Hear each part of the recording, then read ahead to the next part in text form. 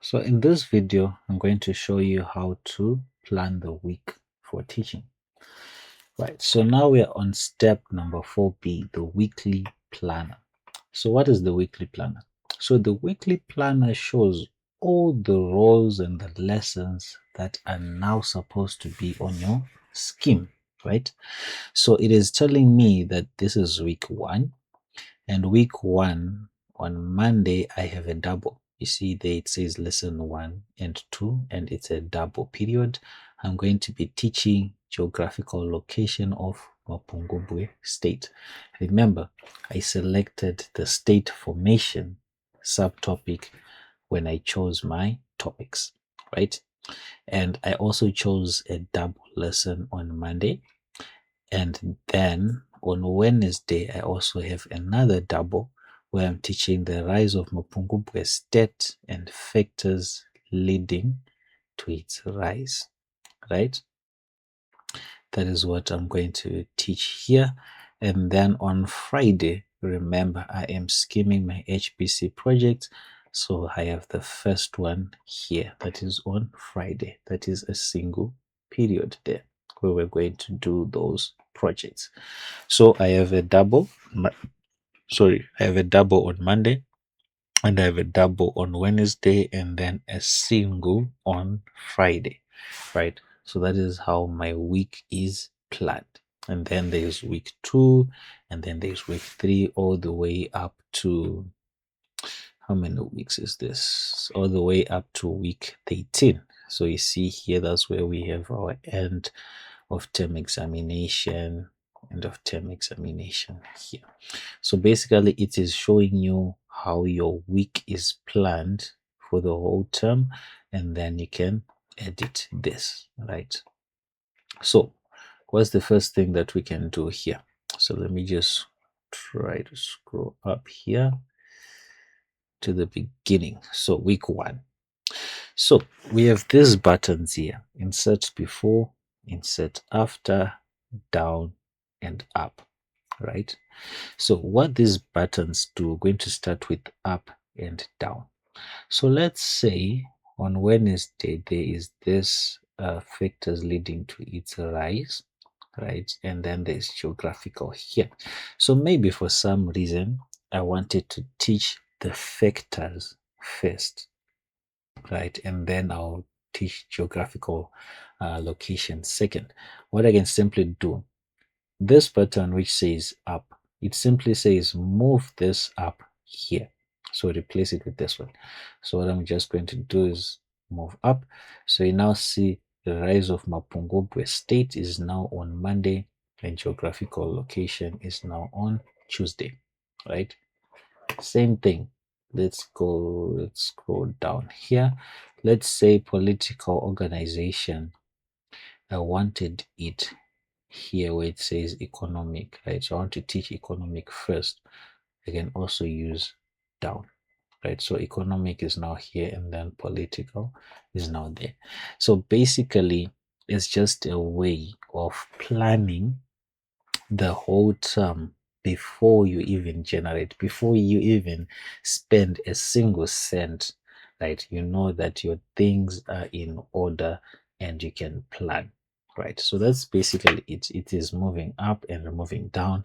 And I'm sure remove is self-explanatory, right? Remove simply means removing that lesson. So I want to remove 1, so you see what happens here. So if I click on remove, it has been removed. But now we have this orange bar here. What is it telling me? It is saying fill the remaining term. Your plan currently fills 64 out of 65 periods. Remember, I removed 1 lesson. So the whole term had been filled up, but I removed something.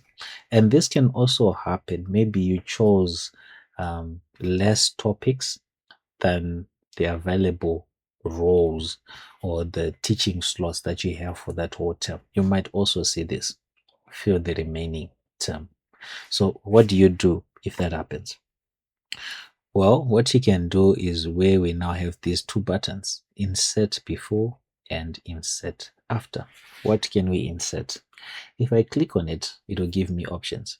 I can either repeat this lesson, I can do a revision of this lesson, I can do the revision of the covered work. So maybe it's at the end of the week. If I say revision of the covered work is the revision of that work, I can add an assessment test, right?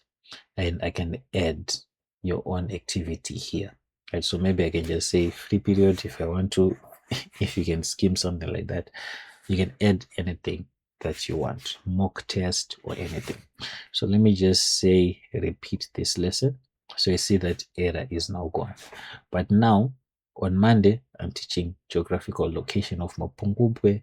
On Wednesday again, I'm repeating that same lesson because I said repeat that lesson, right? And remember, I clicked on insert after, so it went here. So insert before simply means this is going before this, right? So maybe assessment test. So you now see Wednesday, now I have that, and then on Monday, I now have assessment test here, right? Because I said click insert before. So what you now see, we now have a different error now. It is now red. It is now saying reduce something before generating. So this happens when you choose too many topics than the time slots that you have for the whole term, or you added more than you have.